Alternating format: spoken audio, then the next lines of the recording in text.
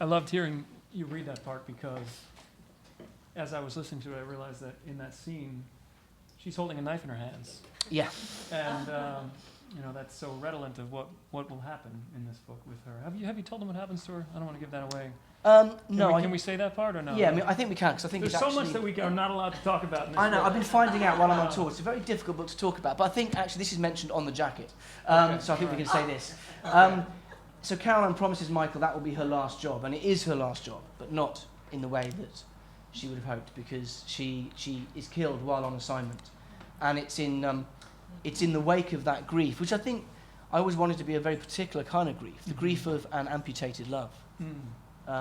They're still really falling in love in many ways. It's in the wake of that Michael moves into this very temporary flat beside the Nelson's house, which obviously is a house that represents, well, really everything that he's lost. Well, thinking about that knife, and thinking about, as you say, this amputated love, and how much future they have ahead of them, how much is invested in each other, how much hope for life and future there is in the idea of a kind of perpetual unfolding of time, which is what we face in every life. You think about how she makes this decision to do this thing that is in many ways very selfish, which is to say, when we make ourselves happy by choosing a career or doing whatever it is that we need to do, we are in a way choosing to put forth our subjectivity, our needs, our desires, even in the context of a marriage. And as you say, these two have figured out a way to value that and make it important for the other one. And yet, how much responsibility is there to consider all options, consider all possible fates, and not choose? And are we to blame her at all, or are we to understand her as a sort of knight of virtue, pursuing the path of self-actualization? I certainly hope that there wouldn't be any sense of blame. Yeah. But much more so, and I suppose that this story is full of characters who we can't necessarily blame, but who make choices which lead to very, very difficult consequences, and certainly throw various moral shadows of various shades. And I guess in a sort of a 19th century novel format, sort of character is fate. I mean, I suppose Caroline is the closest person who aligns to that way of thinking. But I mean, if we look at the other option she has, if she genuinely feels that she would be denying a part of herself, and that this is partly who Michael fell in love with, and that she would somehow be caged by their happiness, then that would probably start to erode that very happiness. And they are, and we were talking about this earlier, they are both tellers of stories of other people's lives, and this is what they most respect in each other, even though their approaches are very different.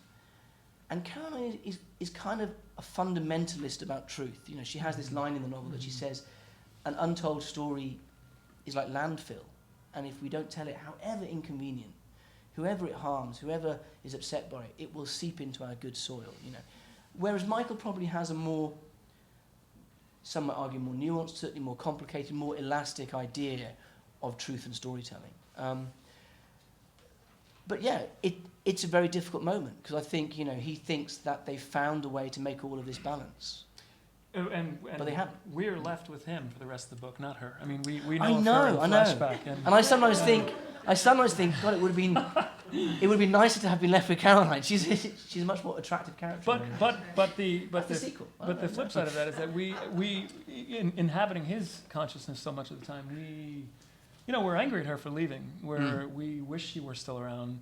We know she did the right thing along the lines that you're describing, and yet there's this sense of regret over the idea of a sort of heedlessness. But that heedlessness is what you need to tell any story in a way. And I think that's what's fascinating. The idea that there is a story being told that she can't possibly tell because she's not around to tell it. He's the one effectively telling it to us. And in a way, how the pursuit of story becomes the story of this book in some ways. The telling of stories is so much at the heart of this. We'll talk more about that later, I think. I mean, it's interesting. I once said that there were two things that I would never do. That I would never write what in Britain we call the Hampstead novel, which is kind of, sort of shorthand for, very much first world problems and very much, interior novels of middle class adultery. And for some reason, I once said, I'm not interested in telling a story about storytelling, and I've done both. So there we are. Never say never. You should be reassured. This is quite a thrilling book. There's an awful lot of plot. Yeah. So this is not one of those books that is a recursive exercise in a sort of Ouroboros No. that we can't stand for very No, very long. I mean, hopefully not. But alongside that plot, and I did become very interested in plot in this book, and the whole idea of lyricism of plot, I suppose, if you can say that. Yes, this concern of storytelling and how we tell both the stories of others and our own stories did become central. And actually, I think even more specifically, the idea of witness. So this is where it gets tricky. I think it'll make for a more interesting conversation if we explain how Caroline dies, though, actually. Sure. Because there is something heedless and there is something reckless in her choice, but actually she is doing things correctly, but she's killed as the result of a transgression, because it's a drone strike, and the pilot of that drone is operating it from Creech Air Base outside Las Vegas, and they're operating in Pakistan. And this is going back sort of the earlier days of the drone wars, 2006, 2007. And, as Michael says at one point, she wasn't in a war zone. Mm-hmm. So all the way through this book, even with that opening image of Michael entering the house, I hope it's a book about, transgression across thresholds. Mm-hmm. And actually, if there is judgment or blame, or certainly question, I'd rather say question, it's about, why and how are those thresholds crossed. But then Michael's crossing his own thresholds in the way that he tells stories. It's funny to think about the idea of inhabiting other people's lives. That plays such a huge role in this book eventually, the notion that there's a life that I'd like to be in, even just for 5 minutes. And it didn't occur to me until just now, but that's what Michael is doing in a way professionally.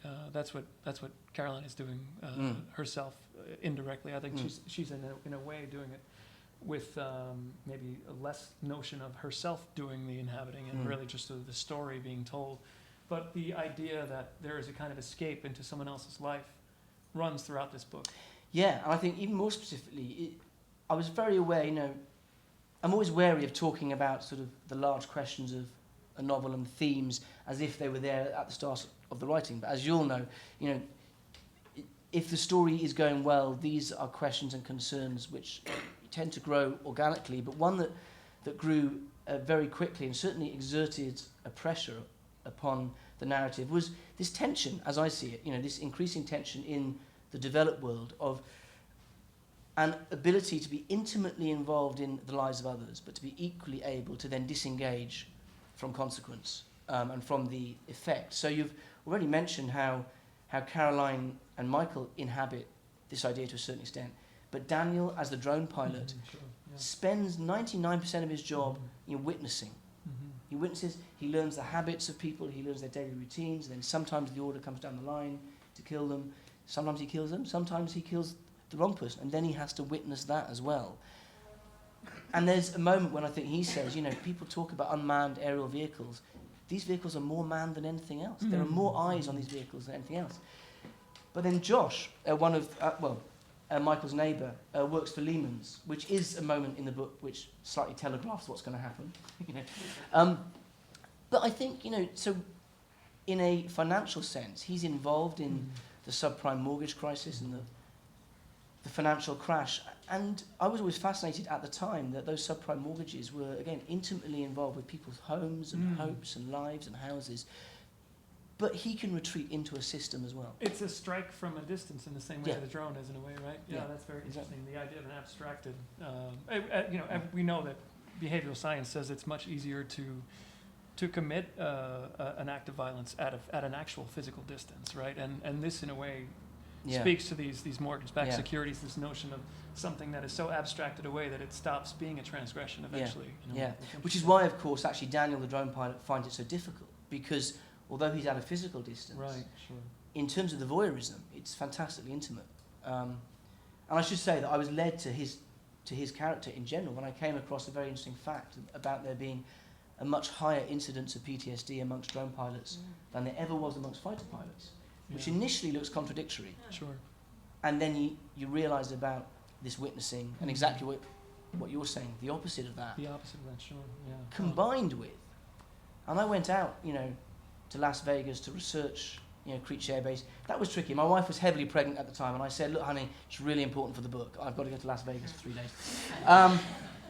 Think of our daughter's education. No, but I wanted to see these suburbs where the drone pilots live, and then drive out into the desert.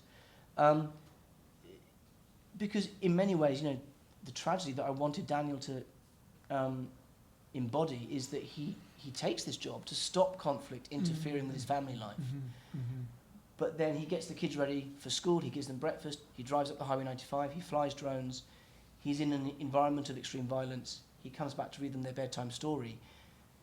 He is the conflict. And the human mind is not built for that juxtaposition, I think. Well, we'll see over the course of the book, you'll see when you read it, if you haven't read it yet, just how much of an impact this has on Daniel, staying with this and dealing in a way that is quite poignant and profound with the legacy of this accident. I was going to ask you a bit about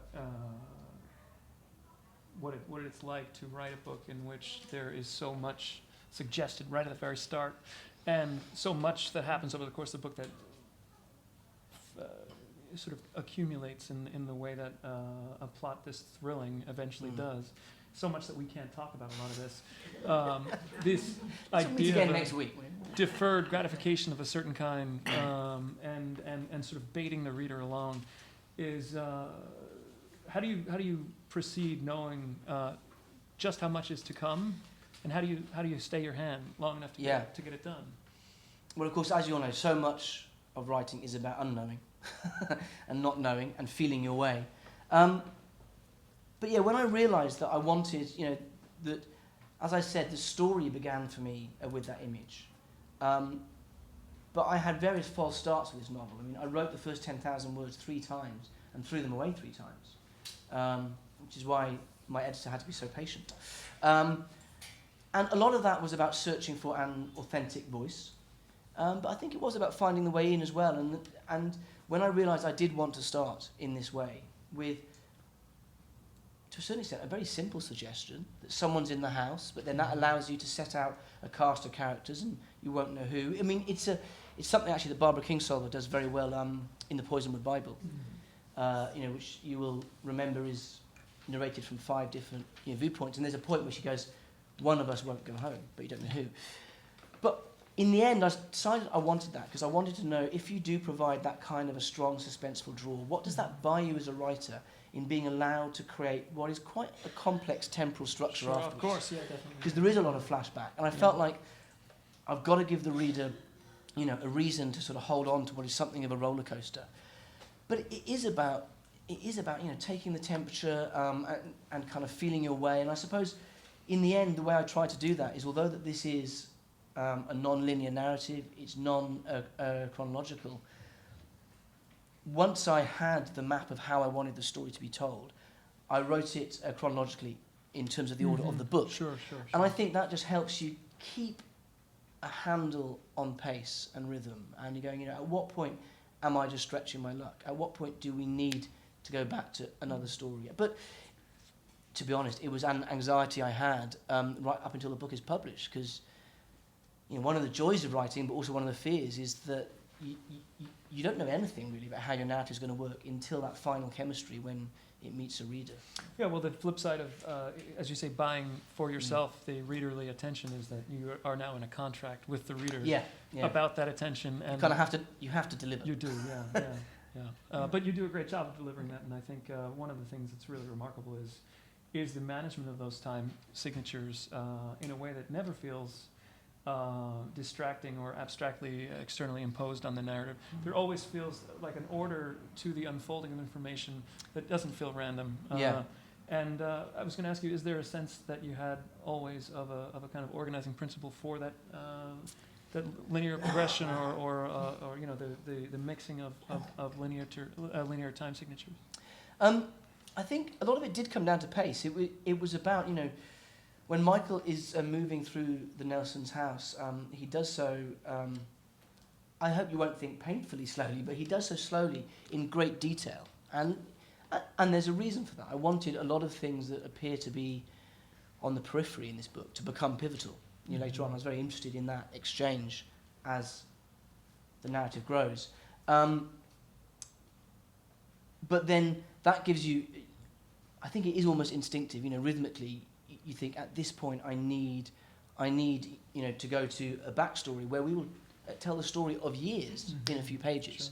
and we'll have something much pacier. There was something of a structure in that there's a period in the book when there is an order of, you know, so we hear from Daniel and then we get some Caroline backstory and then Michael, and that sort of repeats a few times. But I realised once that had repeated probably no more than twice, maybe 3 times, I wanted to break that up intentionally. So, you know, I mean, I think it's so important that there is an instinctive side to writing as well. I mean, the other ordering principle over this guiding narrative is to do with the narrative device in the novel, which again might be something that we can't talk about. Sure. But frustrating, isn't it? I'm sorry. I've read the book. But that became an increasingly important sort of guiding principle as to why this book was being written.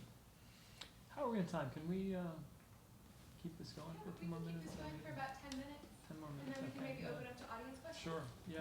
Get those questions ready. So we have a pair of pairs in the book, and then there are these other characters that radiate around them at different ages, young and older. One of these pairs obviously is fractured, to use your word earlier. The other pair, over the course of the book, is fractured as well. This notion of a fracture in a relationship and its consequences is one of the great themes of literature, of course. Were you ever tempted to write? I mean, first, and forget that for a second. You have Daniel, who's fractured in a different way. There's a lot of breaking in this book. Yeah. Was there ever a sense that you wanted to present a kind of image of something unalloyed, tethered to a sort of permanent happiness, or was it you know, as a sort of contrapuntal mode of narrative engagement, or were you comfortable thinking this fracturing is really far closer to the way it works than its opposite? And this is just a question, I guess, about how much I'm so glad that wanted my to wife be a isn't here. sadist. Yeah, exactly. This is my view on relationships. Yeah. They all fracture, they all break. No. No. What I was definitely interested in, which relates to your question, is, you know, and this is partly where the title comes from, are these 3 men who project versions of themselves into the domestic. You know, so, I mean, Daniel, in being able to protect his domestic life and be there, is sort of seeing a refuge in the domestic, and certainly Michael is as well. I mean, not only is Michael grieving for Caroline, but he's grieving for the man who he saw he was about to become with her. Sure. And for some reason, he needs that other person to become that man. He can't do it independently. Josh goes on a more complicated journey there. I mean, it's almost reversed, actually, in that when he and Samantha fracture after what happens in the house,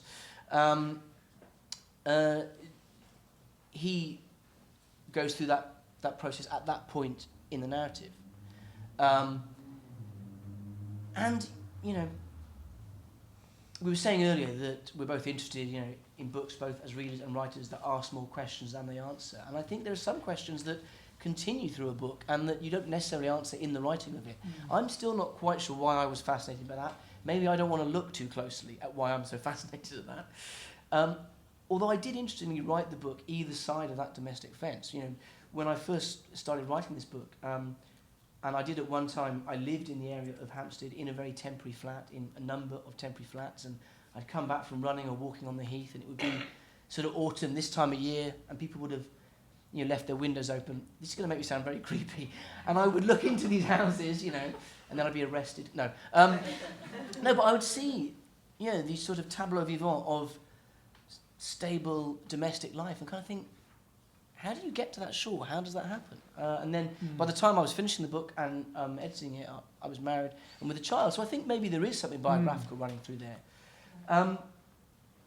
But So I think it's in relation to these men and their search, and it's almost the pressure of that search that I think leads to some of the fracturing that you describe. But I did also want to try. I don't know how successful I've been in all of this loss, in all of this fracturing. I did want to try to paint a portrait of people who also grow in loss. Mm-hmm. So, again, not to give too much of the book away, but, you know, I wanted Samantha in the last third of this novel. You know, what has happened is awful for her. But I wanted there to be an acknowledgement that she has discovered this other chamber to her personality as well, and has in some way grown. And certainly Josh, in his love for her, grows as well. Yeah. So, and his willingness to do anything for that, right? yeah, exactly. So I suppose that's my point of light in all that darkness. Well, you actually said something quite light and beautiful a moment ago about Michael and Caroline, and the notion that they sort of, in a way, complete each other. It's a very Platonic idea. I guess it's a symposium, if I'm not misremembering which of the dialogues it is. But he talks about this notion of two halves of a sphere fitting together. And what's quite beautiful is thinking, and of course this may be the darker side of this story, but just how much he needs her, and in her death, just how wrecked he is. There's, even if at the manifest level that's quite a sad story, the underlying story there is how powerful that love actually was, and so much of his life is really shaken by her absence. Not everybody gets to feel that sort of love in life, and that's quite a beautiful strain that runs through this story. Oh, thank you. Well, I mean, I think I've always been fascinated by the idea of grief as being the rough underside of love, you know, and the deeper the grief, then the greater the love, as was. And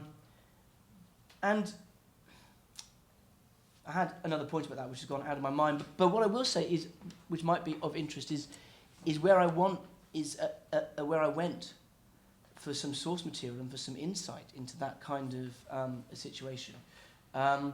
And I don't know if anyone here knows the Welsh writer Danny Absey. He's a wonderful novelist and poet. Sadly died last year at the age of 1991. But about 10 years ago, when he was in his 80s, and he had a wonderful marriage to this woman called Joan, who was a very brilliant person in her own right. And one night they were involved in a car crash, and Danny walked away unscathed, and Joan was instantly killed.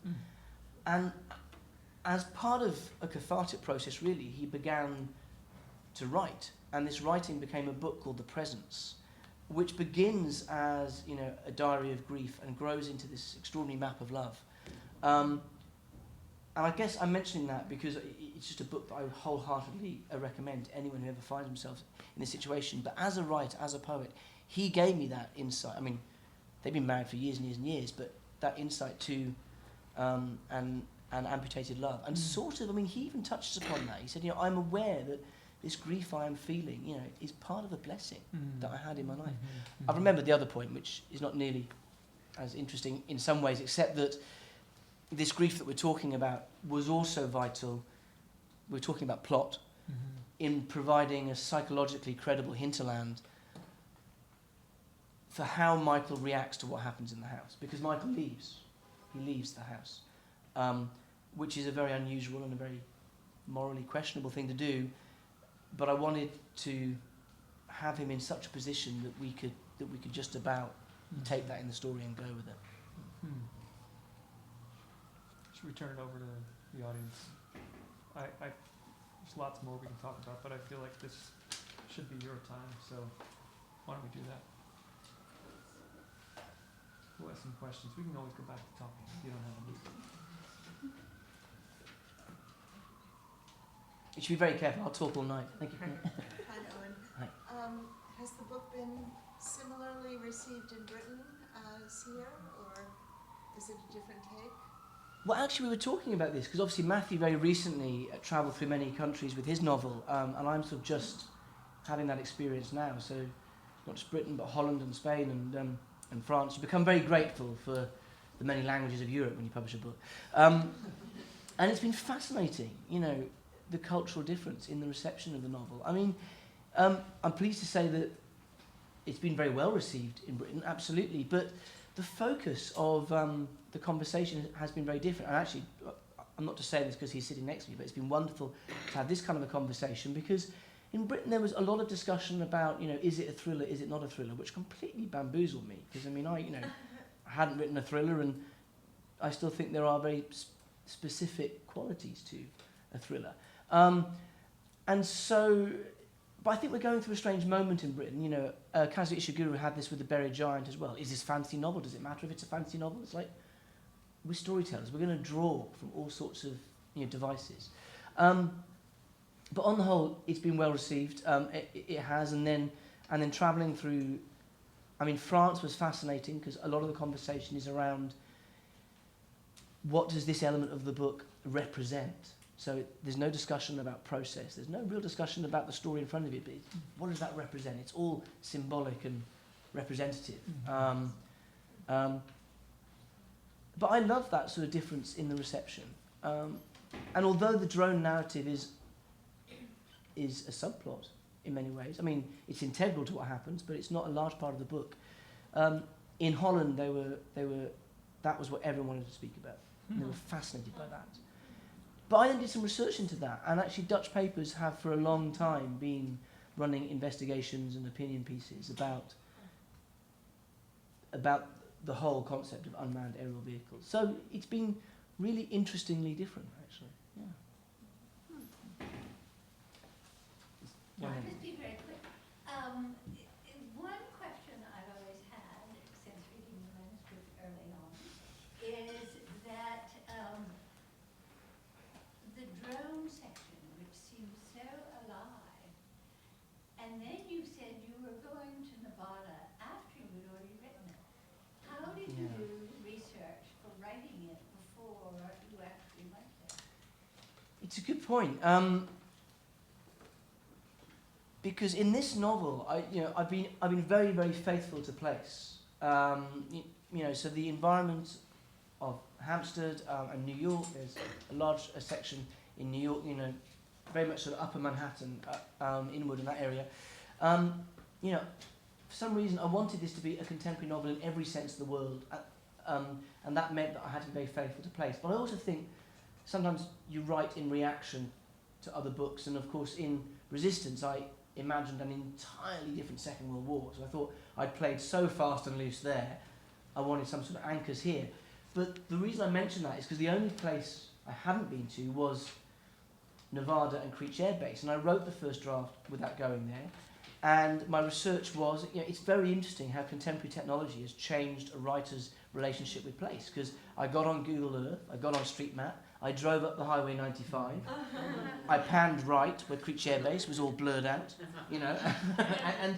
and I went around the suburbs of Las Vegas. And actually David Nichols, who wrote Us and One Day, has written about this recently in The Guardian. The other elements of research, again, it was mostly online. Some very brave and interesting whistleblowers, drone operators, had given interviews, which are online. The reaction to which was astonishing, vitriolic, backlash to these. But I'd argue that probably one of the most powerful lines in the book is from one of those interviews. This young man said, "I wish my eyes would rot. I've seen too much." And I was amazed how much was online. And you spend a day looking around online, you can sit in a ground control station, you can watch a drone strike. And there's a very brilliant academic operating out of, he's not a pilot, he's an academic, teaching in University of British Columbia, called Derek Gregory, who has a fantastic blog about the Everywhere War and approaches it as a geography professor. And he was very helpful in my research. In terms of the place, I wrote the first draft and I couldn't let myself settle. I felt I had to turn up, because I feel as a writer, if you turn up, there will always be something you see, smell, sense that will add to the narrative, which is when I said to my very pregnant wife, I'm going to Las Vegas. And it was a very odd experience for me, because physically, with the help of Google Earth, I sort of got it all right. The suburbs did look like that, and the desert did look like that, and Creech did look like that. But what I couldn't do on Google Earth was I went into the bar in the casino next door to Creech Air Base, hung out there, and basically eavesdropped on young crew members coming off their shifts. Not that they were talking about what they'd done necessarily, but again, that search for an authentic voice, I certainly think that I gleaned an awful lot from that. But you really feel you're there, looking over the drone operator's shoulder, and he's telling you there are two boys on bicycles coming down, and all of that feels it's oddly layered, isn't it? Because that's the experience that they have, but I can feel that I was there because I can sit in my study in Wales and look at it online as well. And You're in a way recapitulating Yeah, the experience I know. of it. Very And interesting. these fascinating equations and, I'd say, tensions of proximity and distance that modern technology is creating all the time. So I've been on the road, I've been Skyping with my 19-month-old daughter and thinking, we are bringing up the first generation who are going to develop an awareness, a sense of a parent being absent and present at the same time. Let's hope that's doing good things. I don't know. I've said very similar things about Yeah. Google Earth, and I think it's probably the greatest resource ever invented for fiction writers. Fantastic. James Joyce had to write to Frank Budgeon and ask how many steps is it from that Yeah, corner to that yeah. church. We don't have to do that. Although it really blows a hole in those applications for travel grants. Because Yeah, they just say, sure. well, it's gone good enough, you know. I think there was a gentleman at the back first. What made you reveal on the jacket cover that Caroline died? There was quite a lengthy conversation about that with my very patient editor who just asked a question. And it was, maybe you should ask Nan. We felt that, there are various turns in this novel and various surprises, and actually this is one that happens quite early on, and it's so integral to Michael's character and to the story. I felt this was one that, because the jacket copy is so tricky, isn't it? Well, there's plenty of revelation to Yeah, come. I mean, but- that's a good point. But I mean, I've got no idea how yeah. you come to find your jacket copy, because, in many ways, the best way you found of saying what you want to say is that. Sure. So it's always going to be a shorthand, but I felt it was worthwhile just to give people a sense of this book and what it was, to say that. Go. Simple factual question. With the drones, you said he was eavesdropping on their lives. How close was the view? Was it like 20 feet away, 100 feet away? I mean, how clearly could he see people's faces and things like that? Well, from what I understand, it's certainly not eavesdropping in terms of sound, but in terms of sight and in terms of witness. The optics are improving all the time. I mean, I don't know if any of you have watched Homeland, but I'm assuming that they did their research, and there they are, sort of zeroing in on expressions. I'm writing about an earlier period, 2010, 2008, so from what I could tell, still fantastically detailed. I mean, you can still tell who's who, but, depending on sort of cloud cover and the direction of light and raking light or raking shadow, it changes. But detailed enough. There's a moment in the book where Daniel describes how he follows this guy on a motorbike and sees him stop and play football with kids, and he knows that he plays chess on a Friday and he visits his grandmother on a Wednesday. And I acknowledge that is taken from a real case and a real interview, and so the optics were good enough to do that. Certainly, yeah. You spend a lot of time on talking about Michael living in New York and his story, which is quite fascinating, but more so than any of the other characters. Can you talk to that a bit? Well, I mean, I think, undoubtedly I wanted this to be Michael's story. And so that's why I feel we need to, or I wanted to reveal more of his life, more of his backstory, because, as I was saying before, it's that which fuels his actions in the present of the story. And so I feel there was another aspiration, I suppose, which is, or a question certainly, I wanted to know, is it possible to maneuver a reader to a point where they want Michael to do objectively the wrong moral thing, or certainly to not do the right moral thing? And I think if you're going to try and put someone there, we need to know this person. We need to be on their shoulder. Now, to go back to that earlier question, I've had the full spectrum of response to Michael. In some readers, he seems to have engaged, a huge amount of empathy and sympathy, and with others, right from the get-go, they're like, not sure about this character. I don't believe him. And to what degree is he an unreliable storyteller or not? I won't go too far down this. But in his early life, he does really almost interfere in other people's lives. He's a bit of a voyeur almost. He is. And in yeah. our book club, some people they didn't dislike him, but there was that feeling that he was spying almost on them. Yeah, but I mean, I'm fascinated by the writer as spy, the writer as voyeur. Is there any other kind of writer? Well, no, I mean, I don't think there is. I mean, I sort of made that slightly naff, reference to Dylan Thomas, at the start of my reading. But there's a little fact about Dylan Thomas that I've always loved, that, for the last 2 weeks of his life here in New York, he was trailed by a private eye who was hired by Time magazine as part of this libel case. And it's something that, that I'm working on a project that sort of takes that as a seed and then grows from there. But what I love about it was that he was here, finishing Undermilk Wood and writing Undermilk Wood. And you look at, Dylan Thomas in Undermilk Wood, he is this eye that moves through a town and spies and eavesdrops, and sort of, and deals in reputation as well, and destroying reputations or not. And, if you think of Dylan Thomas's poem, "In my craft or sullen art, exercised in the still night when only the moon rages," that could be the private eye. So, yeah, as Matthew said, we're all snoops.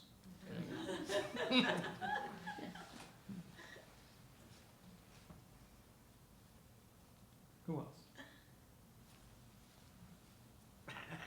No, I mean, I'm not bored. Sorry. I was just checking we had time. Yeah. Which we do. Well, if there are no other questions, feel free to ask them. We'll have wine in the back as well as book selling and signing. That's lovely. Last call for questions. Thank you very much. Thank you so much. Thank you so much. Of course. It's great. So good, brilliant.